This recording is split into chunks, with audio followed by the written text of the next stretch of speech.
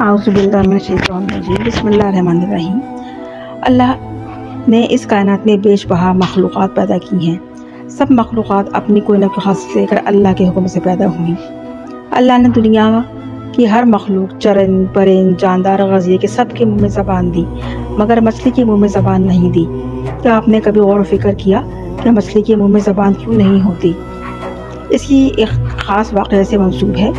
जब अल्लाह ताला ने फ़रिश्तों को हज़रत आदम अलैहिस्सलाम को सजदा करने का हुक्म दिया तो मलऊन इब्लीस ने अल्लाह ताला के हुक्म को मानने से इनकार करते हुए सजदा नहीं किया, जिस पर अल्लाह ताला ने अपने कहर व ग़ैज़ व ग़ज़ब के साथ इब्लीस को मसख़ शुदा हालत में ज़मीन पर पटक दिया।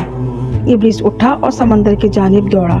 वहाँ उसकी सबसे पहले मुलाकात मछली से हुई तो इब्लीस ने हज़रत आदम अलैहिस्सलाम की तख्लीक़ का सारा किस्सा मछली को सुना डाला और कहा कि आदम और उसकी आने वाली औलादें समंदरी जानवरों का शिकार करेंगी, जिस पर मछली ने दूसरी मछलियों को भी हज़रत आदम अलैहिस्सलाम की तख्लीक़ का किस्सा सुनाया और कहा कि आदम हमारा शिकार करेगा।